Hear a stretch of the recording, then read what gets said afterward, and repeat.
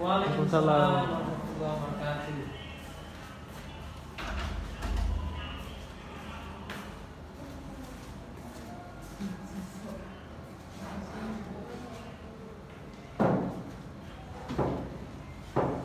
Bismillahirrahmanirrahim. Assalamualaikum warahmatullahi wabarakatuh. Waalaikumsalam warahmatullahi wabarakatuh. Alhamdulillah, segala puji bagi Allah yang telah memberikan kita kenikmatan demi kenikmatannya, sehingga pada kesempatan hari ini kita masih bisa melakukan proses belajar mengajar. Dan semoga salawat serta salam dan lalu tercurah kepada Rasulullah Shallallahu Alaihi Wasallam, manusia terbaik, manusia yang menjadi panutan kita di dalam beribadah. Baik anak-anak sekalian, bagaimana kabarnya hari ini? Alhamdulillah baik, Pak. Apa ada yang sakit? Tidak ada, Pak. Alhamdulillah. Alhamdulillah. Baik, sebelum kita memulai pelajaran pada hari ini, terlebih dahulu atau sebaiknya kita mendahulukan atau berdoa kepada ketingnya. Saya persilakan untuk memimpin doa. Baik, teman-teman sekalian, sebelum kita memulai pelajaran, marilah kita bersama-sama membaca doa. Doa dimulai. Bismillahirrahmanirrahim. Doa selesai.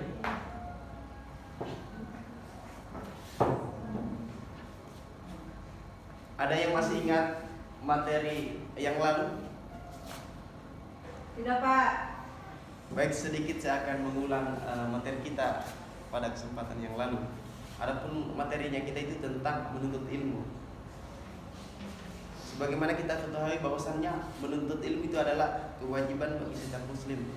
Karena dengan menuntut ilmu kita bisa mengetahui mana yang hak dan mana yang batil. Adapun tujuan pembelajaran kita itu,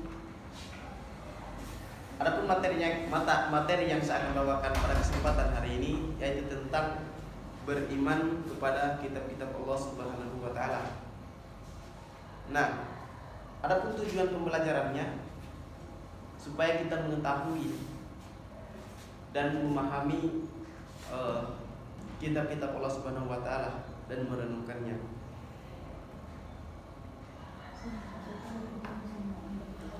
Baik, beriman kepada kitab-kitab Allah. Beriman kepada kitab-kitab Allah adalah meyakini dengan sepenuh hati bahwasannya Allah Subhanahu wa taala telah menurunkan kitab-kitab Allah kepada Rasul dan nabinya untuk umat manusia, untuk disampaikan kepada umat manusia.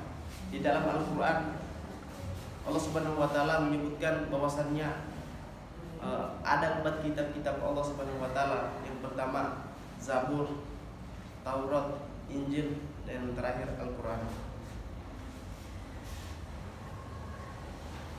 Baik, untuk adik Resa silakan baca ayatnya. A'udzu billahi minasyaitonir rajim. Wa anzalna ilaikal kitaba bil haqqi musaddiqan lima baina yadayhi minal kitabi wa muhaiminan 'alaihi fahkum bainahum bima anzalallahu wa la tattabi' ahwa'ahum amma ja'aka minal haqq. Shadaqallahul 'azim. Ya, Arda silakan baca artinya. Yang artinya, dan kami telah menurunkan kitab Al-Quran kepadamu Muhammad dengan membawa kebenaran yang membenarkan kitab-kitab yang diturunkan sebelumnya dan menjaganya, maka putuskanlah perkara mereka menurut apa yang diturunkan Allah Subhanahu wa taala, dan janganlah engkau mengikuti keinginan mereka dengan meninggalkan kebenaran yang telah datang kepadamu. Quran surah Al-Maidah ayat 48. Nah, kitab-kitab yang dimaksud pada ayat di atas adalah kitab yang berisi peraturan, perintah dan larangan yang dijadikan pedoman bagi umat manusia. Kitab-kitab Allah Subhanahu wa taala tersebut diturunkan pada masa yang berlalu. Jadi kitab yang dimaksud atau ayat yang dimaksud pada yang telah dibacakan kepada temannya tadi adalah yang berisi peraturan. Peraturan apa? Contohnya peraturan syariat, tata cara kita berpakaian, hubungan kita, interaksi kita terhadap orang lain, muamalah kita terhadap sesama manusia. Adapun perintah, contohnya perintah sholat, meninggalkan menggunjing atau menggibah atau membicarakan orang lain dan seterusnya. Dan ketentuan contohnya takdir ya silakan. Contohnya takdir adanya malam dan siang. Diciptakannya malam dan siang karena malam untuk istirahat dan siang untuk mencari karunia Allah Subhanahu wa taala. Ya, ada silakan tutup pintunya.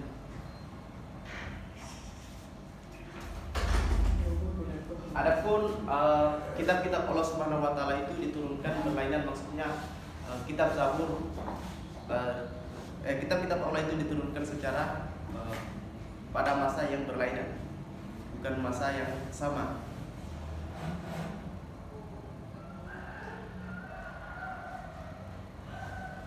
Nah, ada yang tahu nama lain Al-Quran? Tidak tahu, Pak. Baik. Jadi sebelum kita masuk ke nama-nama lain Al-Quran, kita harus mengetahui terlebih dahulu apa itu Al-Quran.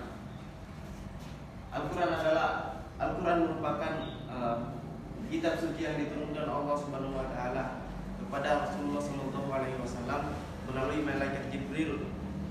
Melalui malaikat Jibril yang diturunkan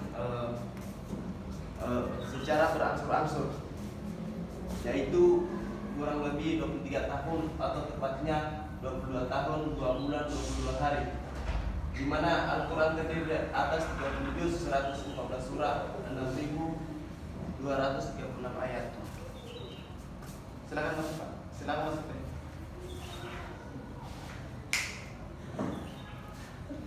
Nah, Al-Quran itu diturunkan secara berangsur-angsur. Contohnya, ketika adik-adik melakukan pendidikan atau memasuki dunia pendidikan, maka adik-adik tidak langsung masuk ke SMA ini. Tentunya adik-adik itu melalui proses yang panjang. Contohnya dari TK, SD sampai sekarang ini, dan masih akan melanjutkan pendidikan selanjutnya. Begitupun Al-Quran, ia diturunkan secara berangsur-angsur atau melalui proses yang begitu panjang. Nah, kita masuk kepada nama lain Al-Quran. Adapun nama lain Al-Quran adalah yang pertama itu Al-Huda. Apa itu Al-Huda? Artinya adalah Al-Quran sebagai petunjuk seluruh umat manusia. Jadi Al-Quran itu sebagai rambu-rambu. Contohnya ketika kita membeli sebuah kendaraan, tentunya kita akan mendapatkan petunjuk penggunaan. Coba adik-adik bayangkan ketika membeli kendaraan, di situ tidak terdapat petunjuk. Adik-adik mungkin berpikir, untuk bahan bakar motor ini kita tidak perlu bensin, perlunya susu karena itu lebih baik dan lebih mahal harganya. Namun susu ini ketika kita masukkan ke dalam motor justru bukan untuk memperbagus kendaraan tersebut, melainkan untuk merusak kendaraan tersebut. Makanya inilah pentingnya petunjuk. Kita bisa melakukan atau menjalankan sesuatu itu sesuai kadarnya dan sesuai kebutuhan. Dan yang selanjutnya, Al-Quran itu sebagai Al-Furqan. Jadi Al-Quran sebagai pembeda antara yang hak dan yang buruk atau yang batil. dari Al-Quran kita bisa membedakan mana yang boleh dilakukan manusia, mana yang boleh dikerjakan manusia, dan mana yang tidak boleh dikerjakan manusia. Contohnya, mana sih yang boleh dikerjakan manusia? Contohnya seperti memperaktir teman. Itu salah satu yang dianjurkan di dalam Al-Quran juga. Sedekah. Dan mana sih yang tidak boleh dilakukan oleh manusia? Seperti mencuri, membicarakan aib orang lain. Dan yang selanjutnya, asy-syifa, artinya sebagai penawar atau penenang hati. Contohnya, ketika seseorang mengalami, atau kebanyakan kita melihat fenomena di luar sana, ketika orang merasakan kegalauan, kegundahan, maka dia membutuhkan obat penenang hati. Makanya di sana kita bisa menemukan banyak yang mengonsumsi narkoba. Contohnya artis-artis. Ketika dia mendapatkan masalah, maka pelariannya hanya di narkoba. Untuk apa? Untuk menenangkan hati. Dan jika orang Muslim, jika orang beriman, tentunya penawarnya adalah dengan mengingat Allah. Di mana Allah Subhanahu wa taala telah mengatakan di dalam kitabnya, di dalam Al-Quran, bahwasanya hanya dengan mengingatku maka hati akan menjadi tenang. Dan yang selanjutnya az-zikr, artinya itu sebagai peringatan adanya ancaman dan balasan. Nah, setiap manusia, setiap yang beriman, baik yang tidak beriman, pasti meyakini akan adanya surga dan neraka. Inilah akhir dari atau balasan dari perbuatan manusia selama dia di dunia. Jadi untuk itu saya memesankan untuk pribadi saya sendiri dan adik-adik, sebelum kita melakukan sesuatu itu, terlebih dahulu kita harus mempertimbangkan apakah itu sudah sesuai dengan ketentuan yang telah Allah tentukan, atau malah justru bertentangan apa yang telah tentukan. Saya suka, luar biasa sekali kosakatanya Bapak ini. Nah, adapun Alkitab atau Al-Quran adalah firman Allah Subhanahu wa taala yang dibukukan. Sebagaimana kita bisa lihat sampai sekarang ini, Al-Quran itu dibukukan.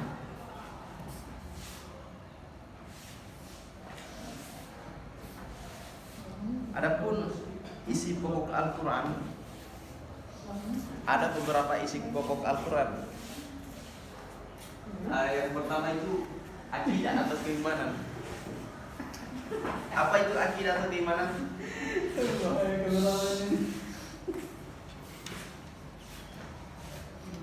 Apa itu akidah atau keimanan? Adalah keyakinan atau di mana kita mengesahkan Allah atau menomorsatukan Allah Subhanahu wa taala. Tidak ada pertandingannya. Yang kedua itu ibadah, baik ibadah mahdhur maupun ghairul mahdhur. Maksudnya baik itu ibadah wajib maupun baik itu ibadah khusus maupun ibadah umum. Contoh ibadah khusus itu seperti sholat, dia telah ditentukan, dan ibadah umumnya itu seperti membangun jalan, membangun rumah sakit dan lain-lain. Dan yang selanjutnya akhlak seorang hamba kepada Khalik, kepada sesama manusia dan sekitarnya. Jadi di sini dan selanjutnya itu muamalah, yaitu hubungan manusia dengan sesama manusia. Jadi hubungan kita sesama manusia itu muamalah kita terhadap manusia yang lain. Hablum minan nas. Dan selanjutnya kisah, yaitu cerita Nabi dan Rasul, orang-orang soleh dan orang-orang yang ingkar. Sebagaimana kita ketahui bahwasanya di Al-Quran itu banyak sekali terdapat kisah-kisah orang-orang yang soleh dan orang-orang yang ingkar. Contohnya orang soleh Nabi Ibrahim, Nabi Hud, Nabi Musa. Adapun kisah-kisah orang-orang dulu yang orang-orang terdahulu yang ingkar itu seperti Qarun, Haman dan lain sebagainya. Yang terakhir, isi Al-Quran itu semangat mengembangkan ilmu pengetahuan. Jadi di dalam Al-Quran itu kita dimotivasi motivasi terus untuk mengembangkan apa yang kita ketahui.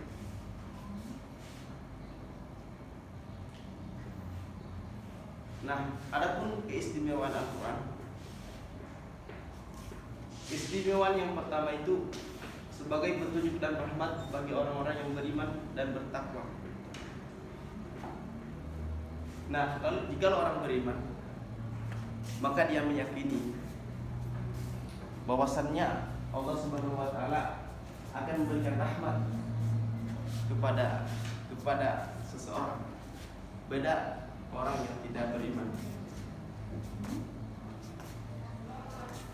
Selanjutnya, sebagai informasi kepada setiap umat bahwa Nabi dan Rasul terdahulu mempunyai syariat aturan dan caranya masing-masing dalam menyembah Allah Subhanahu wa taala. Nah, di dalam setiap umat bahwa Nabi dan Rasul terdahulu mempunyai syariat atau aturan. Sebagaimana kita ketahui bahwasannya Nabi Musa mempunyai syariat tertentu, sedangkan Nabi Muhammad SAW mempunyai syariat tertentu. Contohnya, ketika seseorang bertobat, jikalau Nabi Musa untuk bertobat, maka dengan cara membunuh diri mereka masing-masing. Itulah cara tobat umat Nabi Musa Nabi Musa alaihissalam. Sedangkan Nabi Muhammad SAW cukup dengan sholat kemudian beribadah dan dia tidak akan mengulangi apa yang telah dikerjakan atau ditobati dosa tersebut, insyaallah akan diampuni oleh Subhanahu wa taala. Nah, yang selanjutnya Al-Quran sebagai kitab suci terakhir dan terjamin keasliannya. Sampai saat ini, kalau kita mau membandingkan dengan kitab-kitab yang lain, bahwasannya di kitab-kitab yang lain, contohnya di Injil atau Bimbel, bahwasannya kitab-kitab mereka itu selalu ada revisi atau selalu ada yang berbaru. Otomatis ini tidak terjamin lagi keasliannya. Tetapi ketika kita bandingkan dengan Al-Quran, sampai saat ini tidak ada satu orang pun yang mampu merubahnya, melainkan kita akan berubah ketika mempelajari Al-Quran. Dan selanjutnya, Al-Quran tidak dapat tertandingi oleh ide-ide manusia yang ingin menyimpangkannya. Banyak orang liberalisme yang ingin meneliti apa sih kekurangan dari Al-Quran. Setelah mereka meneliti, bukan kurang yang mereka dapat, justru kelebihan. Bahkan di dalam Al-Quran, Allah Subhanahu wa taala menantang orang-orang Quraisy, orang-orang Arab terdahulu, bahwasanya coba buat Al-Quran satu ayat yang semisal dengan Al-Quran, tetapi apa? Mereka tidak mampu untuk melakukannya. Itulah kenapa Al-Quran tidak mampu menandingi ini. Yang terakhir, membaca dan mempelajari isi Al-Quran merupakan ibadah. Sebagaimana kita ketahui, ketika kita membaca Al-Quran, satu huruf saja akan mendapatkan 10 kebaikan.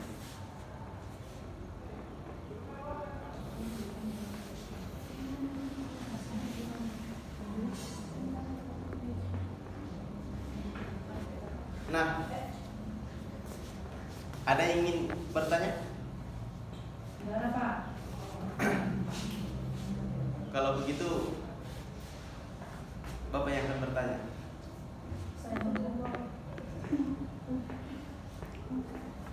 Kenapa Al-Quran diturunkan? Untuk menjadi pedoman untuk bagi manusia. Karena manusia melakukan kerusakan. Satu-satu dulu. Asma Sinal, Jadi pedoman bagi umat manusia. Arda, untuk apa? Menjadi petunjuk bagi umat manusia. Saidah, Ya, Pak. kenapa Al-Quran diturunkan? Rasa, kenapa Al-Quran diturunkan? Untuk menjadi untuk memberikan petunjuk kepada manusia. Nah, betul sekali jawabannya. Jadi Al-Quran diturunkan sebagai pedoman atau petunjuk umat manusia sekaligus penyempurna dari kitab-kitab sebelumnya. Baik, sebelum kita lanjut, ke sesi berikutnya. Bapak ingin membagikan kelompok. Ada berapa orang sini siswanya? 18 orang Pak. Silakan berhitung. 1, 2, 3, 4, 5. 6, 7. Nah, baik. Yang baik, kalian harus mengingat nomor yang kalian apa lagi namanya? Yang sebutkan. Jadi yang nomor 1, berhitung 1 sampai 3. Ya, maaf. Iya Pak. 3 kelompok Pak semua. Oh ya. Laporan ya. Jadi silakan ditulis untuk materinya. Kelompok 1 tentang keistimewaan Al-Quran.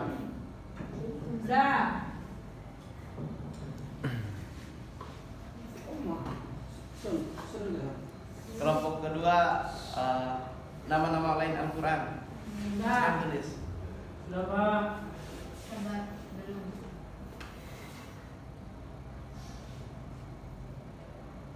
Sudah Pak. Dan yang ketiga, apa lagi materi sebelumnya? Pokok Turki Pak. Dan yang terakhir kelompok ketiga itu pokok-pokok Al-Quran. Sudah Pak.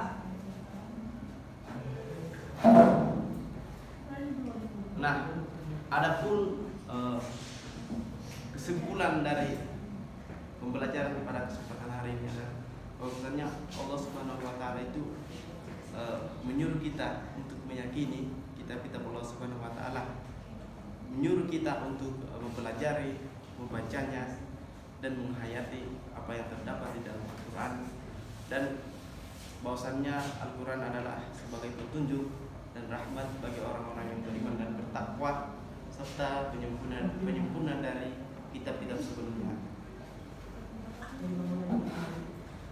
Sebelum itu Bapak akan kasih PR berindividu. Tadi itu Pak. Itu tadi berkelompok, sekarang berindividu, Banyak sekali kelasnya Pak.